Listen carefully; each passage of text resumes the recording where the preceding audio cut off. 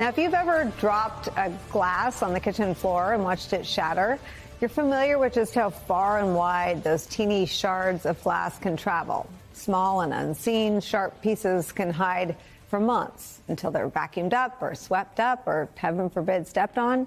This afternoon, we are all surrounded by the jagged pieces of our own economy, shattered by the uncertainty of on-again, off-again, on-again, off-again tariffs and an as-yet unexplained trade war. On that front, this weekend, Donald Trump blinked once again, backing off a threat he made days ago, delaying the implementation of a 50% tariff on the European Union. The European Union is America's second largest trading partner behind China. Trump delayed those tariffs by more than 1 month. The stock market jumped at that news today, but in so doing proved again just how much Wall Street and the individual savings and retirement values of all Americans are at the mercy of Donald Trump's daily changing whims.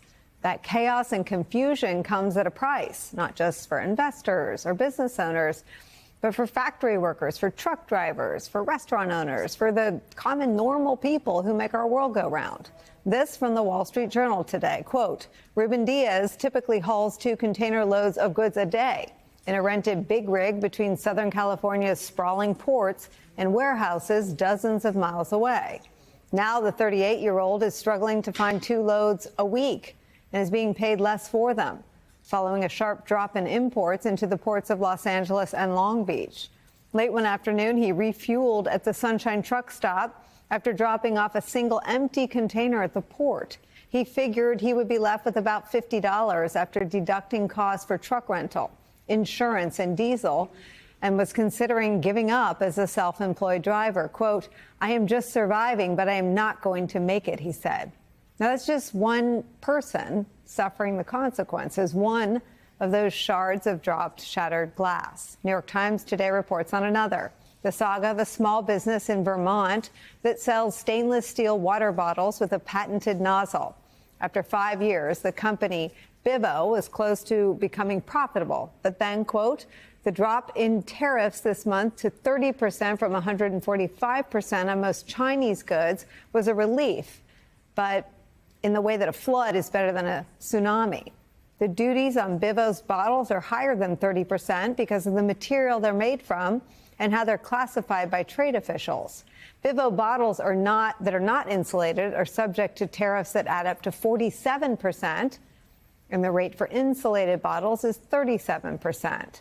Trump has frequently said that foreign businesses that ship products to the U.S. pay the tariffs. But in reality, importers like Bivo pay the duties to the federal government when goods arrive at the U.S. port.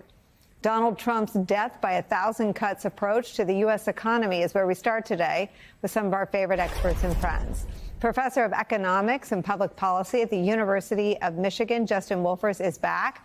Also back, David Frum, staff writer for The Atlantic and host of the video podcast, The David Frum Show.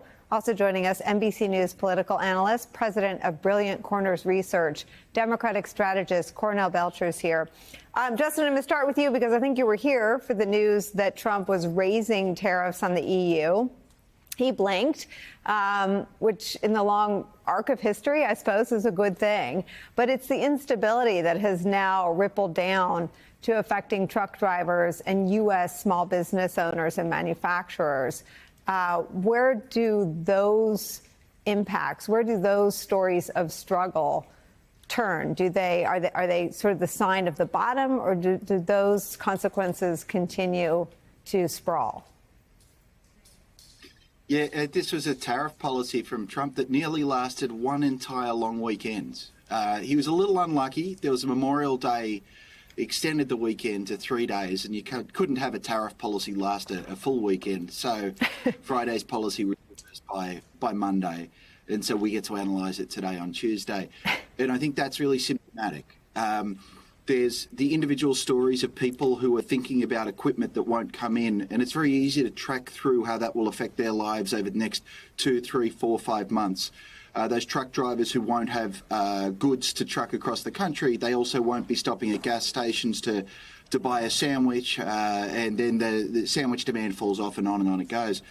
But I think it's actually the effects are far deeper than that. there's an asset here that really matters called American credibility.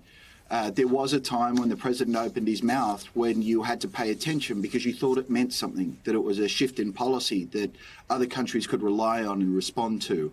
That's no longer the case. In fact, on Wall Street right now, and it's one level funny and another level tragic, there's a trade called the taco trade, TACO, Trump always chickens out. And the problem, of course, is that what we're really not seeing is the businesses that aren't being started. So somewhere there's an MBA student who just finished school who's thinking about starting some sort of import-export business. There's a factory that could be built, except for one of the most important imports we get from the European Union is precision machinery. And that either just went up 50% or went up 10%, but no one can be sure. And so those are the stores and the businesses and the factories we'll never see. You mentioned sandwiches. I've got sandwiches for you, Justin. This is also from the Wall Street Journal. Vincent Passanisi, whose Long Beach-based company Santa Fe Importers supplies Italian meats and cheeses to more than 1,000 local stores and restaurants. He said revenue is down 15 to 20% as logistics workers and related companies in the region pull back on spending because of tariffs. Passanisi said Trump's threat of 50% tariffs on the EU, quote, would destroy that part of my business. No one is going to buy Italian cookies or breadsticks or sauces at a premium that high when there are other alternatives. Because of the slowdown, he has reduced the hours of his roughly 50 manufacturing workers by 20%. He's also started sending staff who work at Santa Fe Importers deli counter home early because of the drop-off in dock workers, truck drivers, and port tradespeople picking up sandwiches and pasta dishes to go. Justin, I think you and Steve Leisman both warned in the early days of so-called Liberation Day that the stock market fluctuations, which was sort of felt like a big breaking news story, was really, sort of like the tip of the iceberg, that everything happening under would take longer. And I wonder how we'll be able to sort of track the implications for every sort of business that stops carrying a product, that stops having workers that work specifically with that product, if it's at a counter, that maybe stop going to their restaurant, or how do you sort of track and cover the trickle down damage from the tariffs? There is a peculiar political genius to having a policy that lasts exactly 3 days. The genius, of course, is it's impossible for a nerd like me to find 3 days worth of data to crunch and tell you exactly what the are. Realize a 50% embargo on Europe, which is what the president promised, is effectively, 50% tariff is effectively an embargo. It's saying your ships aren't welcome here because stuff from Europe was already expensive. Mark it up 50%, it's unaffordable. So in a matter of 3 days, we've gone from saying no ships from Europe are allowed to, yes, just keep on coming. And by the way, all of this occurred in the middle of a 90-day pause. We're in the middle of a 90-day pause, and all of a sudden the president had his Ross and Rachel moment and says, no, you haven't come to a deal yet, despite the fact we're not going to come to a deal for 90 days. So I don't know how the Europeans work on this, but more to the point, it is really important that people understand that trade with Europe is not olive oil and wine. Well, it is those things, and they're delicious. But it's chemicals, it's pharmaceuticals, it's machinery, and on it goes. And so, therefore, the effects of this are going to filter out through every other sector of the economy. Now, how do you find the effect of a three-day policy? You don't. But I will tell you right now, I'm terrified that the tariff goes right back on. And so, therefore, it's going to be hard for me to during business relationship or even to purchase orders that would take months to fulfill with my friends in Europe. David, from in the chaos and in the erratic policy announcements is that bigger story that I think you constantly play a role of being sort of a North Star in keeping the rest of us in the media focused on. That the chaos and the indifference, and it's almost a sadistic indifference to the plight of the truck driver, is the point. And I wonder how you take in all of the economic consequences for the tariff erratic, on again, off again. Yeah.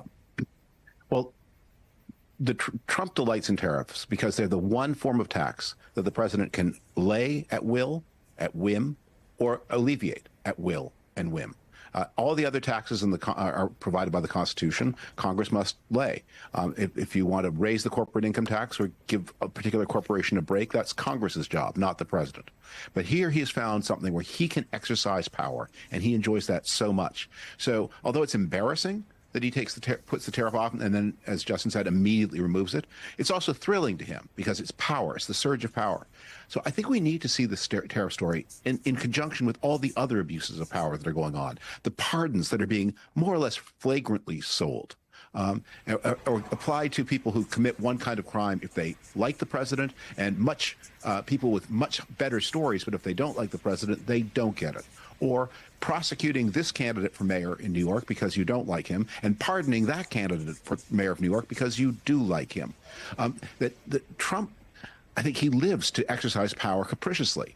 And the more unjust the power is, the more fun it is for him to use, because if you are just doing what you're supposed to do, well, what's the pleasure in that? The pleasure is doing what you're not supposed to do.